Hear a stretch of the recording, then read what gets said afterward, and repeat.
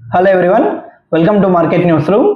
So ఈరోజు మనం Sunday అనమాట, సండే ఆఫ్టర్నూన్ చేస్తున్నాం మనం ఈ వీడియో. సో మనకు రేపు ఏముందంటే మళ్ళీ రేపు మనకు రిపబ్లిక్ డే ఉంది కాబట్టి రేపు మార్కెట్ హాలిడే ఉందండి. డైరెక్ట్గా నిఫ్టీ ఎక్స్పైరీ అంటే ట్యూస్డే మనకు మార్కెట్స్ మళ్ళీ ఓపెన్ అవుతాయి అన్నమాట. సో ఓవరాల్గా మనం ఫ్రైడే క్లోజింగ్ ఏమైంది అనేది ఫస్ట్ మాట్లాడుకొని టాప్ న్యూస్ ఏంటనేది మాట్లాడుకుందాం. నెక్స్ట్ మనకు ఏం జరగబోతుంది అనేది, గ్లోబల్ మార్కెట్స్కి సంబంధించి ఎలా ఉంది అనేది కూడా మనం చూద్దాము. So first of all Friday closing గురించి మనం మాట్లాడుకొని తర్వాత మిగిలిన ఏం జరిగింది, ఎలా జరిగింది అనేది మనం మాట్లాడుకుందాం. ఓవరాల్గా ఛానల్ ఎవరైనా కొత్తగా చూస్తున్నట్టయితే తప్పకుండా ఛానల్ని సబ్స్క్రైబ్ చేసుకోండి, వీడియోని తప్పకుండా లైక్ చేయండి, వీడియోని చివరి దాకా చూడండి. అండ్ మనం ఇంకా డైరెక్ట్గా న్యూస్లోకి వెళ్ళిపోదాం. సో నిఫ్టీ మనం చూసుకుంటే 25,048 అండి, చాలా దాదాపు 1% అంటే 0.95% కరెక్షన్ అయింది. సో బ్యాంక్ నిఫ్టీ 1.22% కరెక్షన్ అయింది డౌన్ సైడ్కి. సో 58,473 దగ్గర క్లోజ్ అయింది. సెన్సెక్స్ మనకు 0.93%, ఇది కూడా ఆల్మోస్ట్ 1% దగ్గరగా మనకు కరెక్షన్ అయిందని చెప్పుకోవాలి. 81,537 దగ్గర క్లోజ్ అయింది. మనకు ఒక టైంలో మనం చూసుకుంటే బాగానే ఉండింది అనమాట మార్కెట్, పాజిటివ్గానే ఉండింది. కానీ సడన్ గా ఎప్పుడైతే రూపీ వీక్ అయిందో ఆటోమేటిక్గా రూపీ కూడా మనకు చూడండి 91.5 దగ్గర ఉండింది. సో అది ఎప్పుడైతే మళ్ళీ 91.7 దగ్గర వరకు వెళ్ళిపోయిందో అప్పుడు ఆటోమేటిక్గా మార్కెట్ కూడా కొలాప్స్ అయిందని మనం చెప్పుకోవాలి. ఓవరాల్గా మనం మాట్లాడుకుంటే అండ్ మిడ్ క్యాప్స్ చూడండి 1.71% మనకు డౌన్ సైడ్ కరెక్షన్ అయ్యాయి నెగిటివ్ సైడ్గా. అండ్ స్మాల్ క్యాప్స్ వచ్చేసి దాదాపు 2% కరెక్షన్ అయ్యాయి.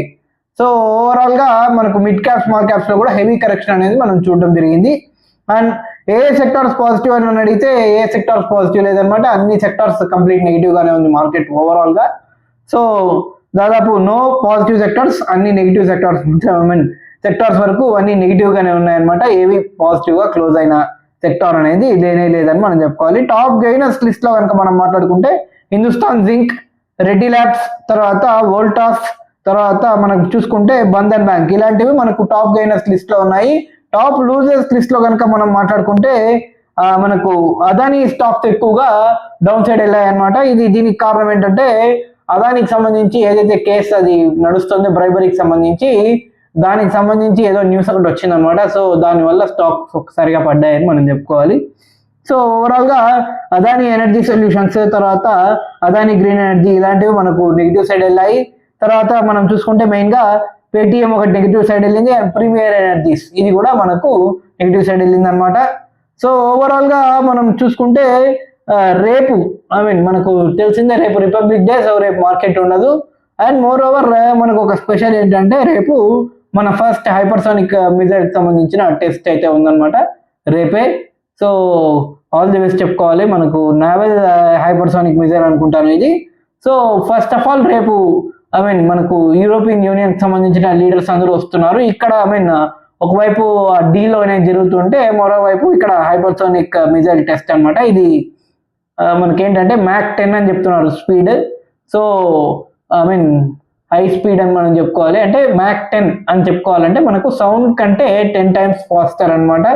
సో ఓవరాల్గా మనకు ఇట్లాంటి హైపర్సోనిక్ మిజైల్స్ ని ఇంటర్సెక్ట్ చేసే టెక్నాలజీ ఇంకా వరల్డ్ లో ఏ కంట్రీ దగ్గర కూడా లేదు. సో ఇప్పుడు మన దగ్గరికి కూడా హైపర్సోనిక్ మిజైల్ అనేది వచ్చేసింది అనమాట. So at the same time మనం ఇంకో విషయం గుర్తుపెట్టుకోవాలి, బ్రహ్మోస్ ది కూడా హైపర్సోనిక్ మిజైల్ టెస్ట్ అనేది ఉందన్నమాట. అది మ్యాక్ 5 లో ఉంటుందని అంటున్నారు. సో అది ఎప్పుడు టెస్ట్ చేస్తారో అనేది చూడాల్సి ఉంది. బట్ రేపు ఇది జరగబోతుంది ఫస్ట్ ఇండియన్ ఆర్మీకి సంబంధించి.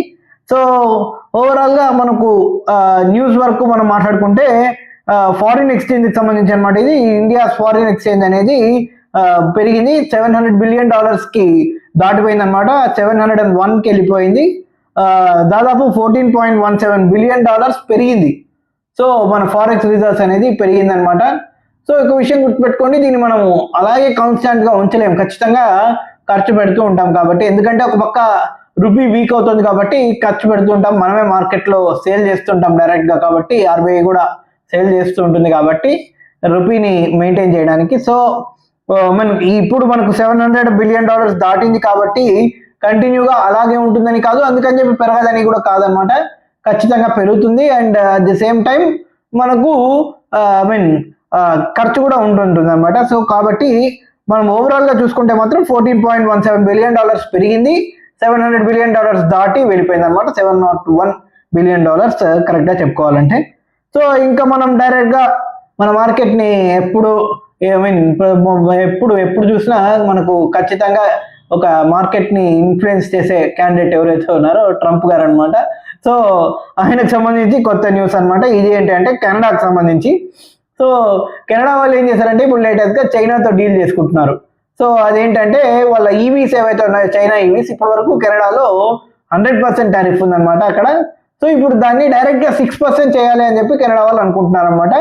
అండ్ మనకు చైనా వాళ్ళు ఏం చేస్తారంటే కెనడా దగ్గర నుంచి ఆయిల్ కొనుక్కుంటారు. ఇది యాక్చువల్గా డీల్ అనమాట.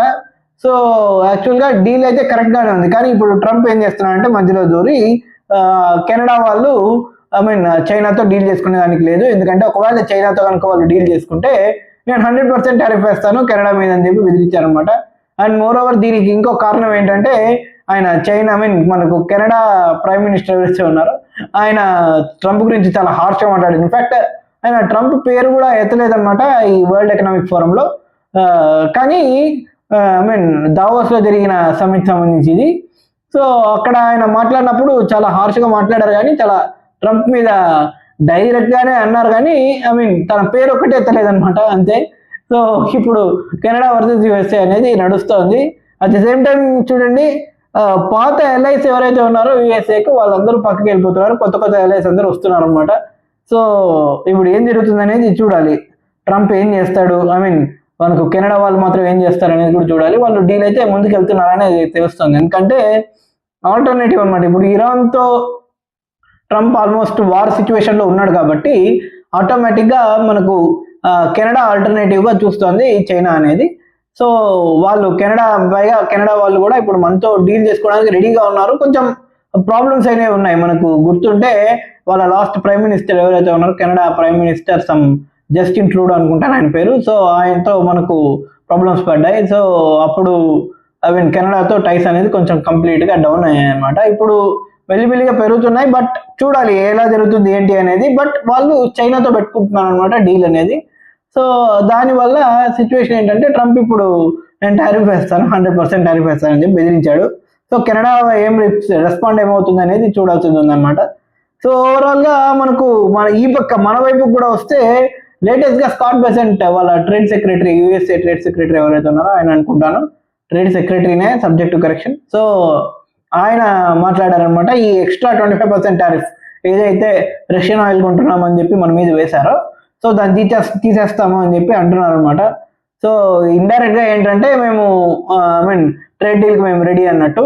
సో చూడాలి ఏం జరుగుతుంది ఏంటి అనేది, ఎందుకంటే వాళ్ళకు ట్రేడ్ డీల్ ఇప్పుడు ఎలా తయారైందంటే వాళ్ళకు అవసరం లాగా తయారైపోయింది అనమాట మనకంటే ఎక్కువగా. సో మనకు అవసరం లేదంటే అవసరం లేదని కాదు, కానీ మనము డైవర్సిఫై చేసేసుకుంటాం అనమాట కంప్లీట్ గా. మన ట్రేడ్ అనేది ఒక్క యుఎస్ఏ మీద డిపెండ్ అయ్యి లేదు ఇండియా అనే సిగ్నల్స్ ని మనం అయితే పంపిస్తున్నాం అనమాట. సో ఇప్పుడు ట్రంప్ ఏం చేస్తున్నారంటే ఎలాగైతే 25% తగ్గించేస్తే కొంచెం మనకు కూడా యుఎస్ఏ మార్కెట్ కొంచెం ఆపరేషన్ లోకి వస్తుంది అనమాట, ఈజీ అవుతుంది. సో చూడాలి ఏం చేస్తారు అనేది. ఊరికే సిగ్నల్స్ మాత్రమే పంపించారు. ఇక్కడ ఒక విషయం గుర్తుపెట్టుకోవాలి, సిగ్నల్స్ మాత్రమే పంపించారు, ఇంకా తీసేయలేదు. ఇది ఒక క్లారిటీ అయితే మనం పెట్టుకోవాలన్నమాట. సో దీనికి మనకు చూడండి ఇంకో పక్క ఈ న్యూస్ అయితే వచ్చింది అనమాట.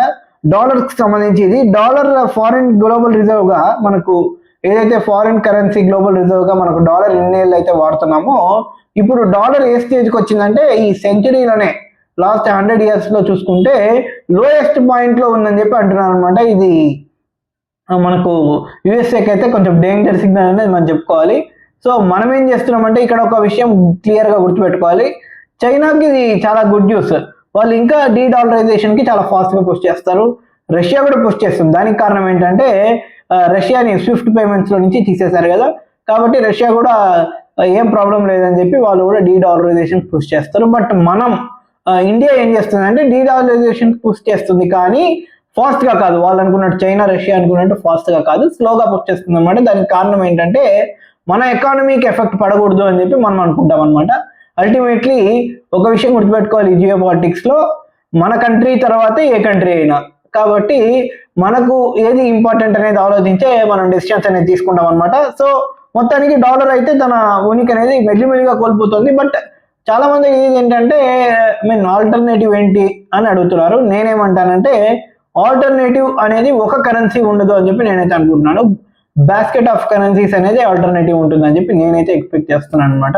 సో చూడాలి ఎలా ఉంటుంది ఏంటి అనేది ఓవరాల్ గా చూడాల్సి ఉంది. అండ్ మోర్ ఓవర్ ఇక్కడ చూడండి, మనకు బ్రెజిల్ కి సంబంధించిన లీడర్ లూలా అనుకుంటానైనా ప్రెసిడెంట్ అనుకుంటాను. సో ఆయన కూడా ఇండియా రాబోతున్నారు అనమాట. ఈ ఎఫ్టీఏ ఏదైతే ఉందో ఆ టాక్స్ కి సంబంధించి నడుస్తున్నాయి. అండ్ మోర్ ఓవర్ మనం బ్రెజిల్ నుంచి కూడా ఇప్పుడు ఆయిల్ ని కొంటున్నాం అని చెప్పి న్యూస్ అయితే వస్తుంది అనమాట. సో ఇది గుడ్ న్యూస్ అని మనం చెప్పుకోవాలి ఓవరాల్ గా. సో మనము ఆయిల్ ని వీలైనంతగా డైవర్సిఫై చేసుకుంటున్నాం. దీనికి కారణం ఏంటంటే అమెరికా గ్లోబల్ ఆయిల్ ట్రేడ్ ని మొత్తం కంట్రోల్ చేయాలని చూడము. సో దానివల్ల మనం ఏం చేస్తున్నాం అంటే ఒక కంట్రీతో కొనుక్కోకుండా రష్యా నుంచి అని చెప్పి కొనుక్కుంటున్నాము, అమెరికా నుంచి కొనుక్కుంటున్నాము, తర్వాత మనము ఇంకా రకరకాల కంట్రీస్ మనకు మిడిల్ ఈస్ట్ నుంచి కొనుక్కుంటున్నాము. ఇలా చాలా కంట్రీస్ నుంచి మనం ఆయిల్ అయితే కొనుక్కుంటున్నాము. ఇప్పుడు బ్రెజిల్ కూడా కొత్తగా యాడ్ అవుతుంది. మేబీ ఆల్రెడీ కొంటుండొచ్చు, దాన్ని ఇప్పుడు ఒక సర్టన్ లెవెల్ కి తీసుకెళ్తున్నాం అనమాట. సో చూడాలి ఏం జరుగుతుంది ఏంటి అనేది. అండ్ మోర్ ఓవర్ మనకు 27th అనుకుంటాను ఇది సైనింగ్ అనేది మనకు India EU European union trade deal అనేది మదర్ ఆఫ్ ఆల్ డీల్స్ అనేది చెప్పుకుంటున్నారు. కొంతమంది ఏం చెప్తున్నారంటే 850 బిలియన్ యూరోస్ అంటే దాదాపు $1 ట్రిలియన్ సంబంధించిన డీల్ ఇది, కాబట్టి బిగ్గెస్ట్ డీల్ అవుతుంది అని చెప్పి అంటున్నారు అనమాట. సో ఒకవేళ అదే జరిగితే మాత్రం ట్రంప్కి ట్రంప్ ఇన్నేళ్ళు వెయిట్ చేయడానికి ఏ యూజ్ లేకుండా పోతుంది అనమాట కంప్లీట్ గా. ఎందుకంటే వాళ్ళకు ఇండియన్ మార్కెట్ యాక్సెస్ కావాలి యుఎస్ఏకు. బట్ మనకి ఇప్పుడు EU ఎప్పుడైతే దాన్ని టేక్ ఓవర్ చేస్తుందో ఆటోమేటిక్ గా మనకు ట్రంప్ మిగతా కంట్రీస్ కి నష్టం అనమాట. కాబట్టి చూడాలి, మిగతా కంట్రీస్ కూడా మనతో ట్రేడ్ డీల్స్ అనేది చేసుకుంటున్నాయి. కాబట్టి మనకు ఆల్రెడీ ఖతార్తో చేసుకున్నాం, న్యూజిలాండ్తో చేసుకున్నాం, వాళ్ళు ఆల్రెడీ రాటిఫై కూడా చేశారని చెప్పి న్యూస్ అయితే వస్తుంది వాళ్ళ పార్లమెంట్ లో. సో ఆస్ట్రేలియాతో చేసుకున్నాం. సో ఇలా రకరకాల కంట్రీస్ లో మనము ట్రేడ్ డీల్ అనేది చేసుకుంటున్నాము. ఇప్పుడు EUతో బిగ్గెస్ట్ మార్కెట్ అనమాట, మనకు 27 కంట్రీస్ ఉంటాయి కాబట్టి ఈ EUతో ట్రేడ్ అనేది మనకు కీ అనమాట. సో USA మార్కెట్ ఎంతో ఆల్మోస్ట్ మనం చూసుకుంటే EU మార్కెట్ కూడా అంతే ఉంటుంది. కాబట్టి ఖచ్చితంగా ఇది బిగ్గెస్ట్ అనమాట, మదర్ ఆఫ్ ఆల్ డీల్స్ అని ఏదైతే చెప్తున్నారో అది వ్యాలిడ్ అని మనం చెప్పుకోవాలి. సో ఒక పక్క మనకు రూపీ మాత్రం ఆల్ టైమ్ లో అలాగే నడుస్తుంది అనమాట, 92 దగ్గరికి వెళ్ళిపోతుంది. సో ఇది కొంచెం కొంచెం చూసుకోవాల్సిన విషయం అనమాట. మనకు మార్కెట్ కి ఇది నెగిటివ్ పాయింట్ అని మనం చెప్పుకోవాలి. సో 92కు వెళ్ళిపోవడం, 91, 90, 89 ఈ మధ్యలో ఉండడం అనేది మంచి పాయింట్ మనకు. సో ఇంకా 92, 93 ఇలా వెళ్ళిపోతుంటే మనకే ప్రాబ్లం అవుతుంది అనమాట. మన ఇంపోర్ట్స్ పెరిగిపోతాయి ఆటోమేటిక్ గా. సో చూడాలి RBI ఎలా ఇంటర్వెన్షన్ అవుతుంది, తర్వాత ఏం చేస్తుంది అనేది మెయిన్ గా చూడాల్సింది ఉందన్నమాట. ఓవరాల్ గా మనం చూసుకుంటే అదాని స్టాక్స్ కి సంబంధించి పడ్డం అనేది మెయిన్ న్యూస్ అనమాట ఫ్రైడేకి సంబంధించి. సో ఫ్రైడే మార్కెట్ అలా నెగిటివ్ గా క్లోజ్ అవ్వడం ఒకటి, రూపీ వీక్ అవ్వడం ఒకటైతే, అదాని స్టాక్స్ బాగా పడ్డం అనేది మనకు మెయిన్ గా ఇదనమాట. సో అదాని సంబంధించి వాళ్ళ కేసుకు సంబంధించి అది నడుస్తూనే ఉంది, బట్ ఏ సొల్యూషన్ అనేది లేదనమాట. కాబట్టి నేనైతే పెద్ద సొల్యూషన్ అనేది రాదని కూడా అనుకుంటున్నాను. ఎందుకంటే ఆల్రెడీ హిండెన్బర్గ్ వాళ్ళు ఒకసారి ట్రై చేశారు, చివరికి ఏమైందంటే వాళ్ళ హిండెన్బర్గ్ వాళ్ళు క్లోజ్ చేసుకోవచ్చు కంప్లీట్ గా. సో అదాని అంటే అంత పవర్ఫుల్ మరి ఇప్పుడు ప్రస్తుతానికి. ఓవరాల్ గా జస్ట్ కిడింగ్, ఓవరాల్ గా చూసుకుంటే మనకు అదానికి సంబంధించిన స్టాక్స్ పడడం వల్ల మార్కెట్ కూడా ఓవరాల్ గా కిందికి పడిందని చెప్పి మనం అనుకోవాలన్నమాట. సో ఓవరాల్ గా మనకు రిజల్ట్స్ రీజన్ అనేది కూడా నడుస్తుంది, ఇది మనం చూసుకోవాల్సింది అనమాట. Q3 ఎర్నింగ్స్ అనేది నడుస్తుంది. నేను రిజల్ట్స్ వరకు చూసినప్పుడు ఇండియన్ సిన్ బ్యాంక్ సంబంధించి రిజల్ట్స్ వచ్చింది కొంచెం నెగిటివ్ అనే చెప్పుకోవాలి. బట్ ఇది వన్ టైం నెగిటివ్ అనమాట ఇండియన్ సిన్ బ్యాంక్ సంబంధించి. దానికి కారణం ఏంటి అంటే మీ అందరికి తెలిసిందే, మనకు ప్రాబ్లమ్స్ ఏవైతే వచ్చాయో లాస్ట్ Q2లోనే దీని ఇంపాక్ట్ పడింది. ఇప్పుడు Q3లో రిజల్ట్స్ అయితే వచ్చాయి, కానీ వాళ్ళు వన్ టైం థింగ్ అని చెప్తున్నారు. సో మనకు ట్యూస్డే స్టాక్ ఎలా రెస్పాండ్ అవుతుంది అనేది నేను కీన్ గా అబ్జర్వ్ చేస్తున్నాను అనమాట. సో JSW స్టీల్ సంబంధించిన రిజల్ట్ కూడా వచ్చింది, నెట్ ప్రాఫిట్ అనేది దాదాపు 200% పెరిగింది అనమాట. సో దీని రిజల్ట్ పాజిటివ్ గా ఉండే ఛాన్స్ ఉంటుంది. సో చూడాలి వాళ్ళు ఎలా రెస్పాండ్ అవుతుంది ఏంటి అనేది. ఓవరాల్ గా మనం చూసుకుంటే ఈ నెక్స్ట్ వీక్ అనేది చాలా కీ వీక్ అని చెప్పి మనం చెప్పుకోవాలి. దానికి కారణం ఏంటంటే ఇండియా EU ట్రేడ్ డీల్ ఉంటుంది. నిఫ్టీ ఎక్స్పైరీ ఉంది. తర్వాత మనకు చూసుకుంటే మెయిన్గా బడ్జెట్ February 1 మనకు సండే వస్తుంది. సండే మనకు మార్కెట్ ఉంది. సో అది మనం గుర్తుపెట్టుకోవాలి. బడ్జెట్ రోజు మార్కెట్ ఓపెన్లోనే ఉంటుంది. సో సండే అయినా సరే మార్కెట్ ఓపెన్లోనే ఉంటుంది. సో బడ్జెట్ 2026 మెయిన్గా టార్గెట్ ఏంటి అని మనకు చూసుకుంటే కనుక లేబర్ లాస్కి సంబంధించి ఒక క్లారిటీ వస్తుందని చెప్పి అంటున్నారు అనమాట. సో ఒకటైతే మెయిన్గా ఏఐ పుష్ అనేది ఎక్కువగా ఉంటుంది అని చెప్పి అంటున్నారు. సో ఈ ఏఐకి సంబంధించి మీకు గుర్తుంటే అశ్విని వైష్ణవ్ గారికి మనకు దావోస్లో ఒక చిన్న ఇది జరిగిందనమాట. అశ్విని వైష్ణవ్ గారు మంచి కౌంటర్ అయితే ఇచ్చారు. అదేంటంటే మనకు ఏఐకి సంబంధించి ఇండియా అనేది సెకండ్ వరల్డ్ కంట్రీ అన్నట్టు మాట్లాడితే అశ్విని వైష్ణవ్ గారు వెంటనే కౌంటర్ ఇచ్చారనమాట. ఇది చిన్న విషయం కాదు, స్టాన్ఫోర్డ్ వాళ్ళే క్లారిటీ చేస్తారు. అదేంటంటే India is the third most AI using country, కాబట్టి మీరు అలా మాట్లాడడం కరెక్ట్ కాదని చెప్పి అశ్విని వైష్ణవ్ గారు అయితే ఇచ్చారనమాట. స్టేట్మెంట్ ఇచ్చారు, అక్కడ కౌంటర్ ఇచ్చారనమాట. సో ఓవరాల్గా ఇది హైలైట్ న్యూస్ అనేది మనకు న్యూస్ గురించి మాట్లాడుకుంటే. అండ్ మనకి ఇప్పుడు చూసుకుంటే ఇంకొక న్యూస్ అనమాట, ఇది స్పోర్ట్స్కి సంబంధించింది. బంగ్లాదేశ్ని బయటికి పంపించేశారు కంప్లీట్గా. సో వాళ్ళు చాలా ట్రైల్స్ అయితే చేశారు కదా కంప్లీట్గా. సో దానికి సంబంధించి వాళ్ళు ఇష్టం వచ్చినట్టు ఇండియాలో మేము ఆడమని చెప్పి అలా ఇలా మాట్లాడారు.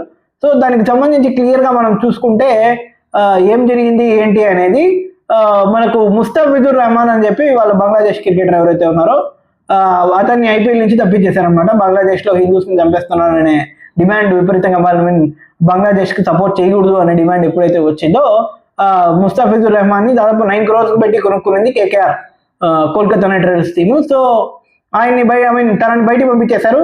సో అది బయటికి పంపించేయడంతో బంగ్లాదేశ్ క్రికెట్ బోర్డు ఏం చేసిందంటే ఈగో తీసుకునింది. సో మేము ఇండియాలో మ్యాచెస్ ఆడడం T20 వరల్డ్ కప్ అని చెప్పి వాళ్ళు అన్నారు. సో ఐసీసీ దానికి ఒప్పుకోలేదు. ఐసీసీ ఒప్పుకోకపోయేసరికి వాళ్ళకు ఫైనల్ టైం కూడా ఇచ్చారనమాట. సో ఫైనల్ టైం ఇచ్చినా సరే వాళ్ళు మేము ఆడము, మాకు శ్రీలంకలో పెట్టండి అది ఇది అని చెప్పి, ఎందుకంటే శ్రీలంక వచ్చేసి కోహోస్ట్గా ఉంది. సో ఓవరాల్గా మనకు కోహోస్ట్గా ఉంది కాబట్టి శ్రీలంకలో మ్యాచెస్ పెట్టండి అది ఇది అన్నారు. సో ఐసీసీ ఒప్పుకోలేదు. సో ఓవరాల్గా వాళ్ళకి టైం ఇచ్చారు. ఫైనల్ టైం ఇచ్చాక కూడా వాళ్ళు ఒప్పుకోకపోవడంతో వాళ్ళని బయట తప్పించేసి స్కాట్లాండ్ అయితే తీసుకొచ్చారనమాట. సో క్లియర్గా ఇది ఒక రకంగా చూడాలంటే వాళ్ళకి బంగ్లాదేశ్ వాళ్ళకి నెగిటివ్ 240 crores వరకు ఇనిషియల్ లాస్ అంటున్నారు. ఇంకా ఎంత లాస్ అనేది చూడాల్సింది అనమాట. ఓవరాల్గా ఏం జరుగుతుంది ఏంటి అనేది. సో ఓవరాల్గా మనం చూసుకుంటే 7 teams from Asia, 5 from Europe, మనకు 3 ఫ్రమ్ అమెరికా అనమాట, 3 from Africa and 2 from island countries, ఇలా ఉందన్నమాట. సో ఓవరాల్గా ఇది స్పోర్ట్స్కి సంబంధించి. సో ఇది ఓవరాల్ న్యూస్. సో మళ్ళీ మనం డైరెక్ట్గా మండే మాట్లాడుకుందాం ఏమైనా కొత్త న్యూస్ ఉంటే. సో వీడియోని చూసినందుకు చివరి దాకా చూసిన వాళ్ళందరికీ థ్యాంక్ యూ సో మచ్. మీకు వీడియో నచ్చినట్టయితే తప్పకుండా లైక్ చేసి వీడియోని చివరి దాకా చూసినందుకు లైక్ చేసి తప్పకుండా ఛానల్ కూడా సబ్స్క్రైబ్ చేసుకోండి. మళ్ళీ రేపు మార్కెట్ అనాలిసిస్ వీడియోలో మళ్ళీ కలుద్దాం. Until then take care, bye bye and bye bye అంతే. సో ఈరోజు గుడ్ ఆఫ్టర్నూన్ అనమాట. So take care, bye bye and good afternoon.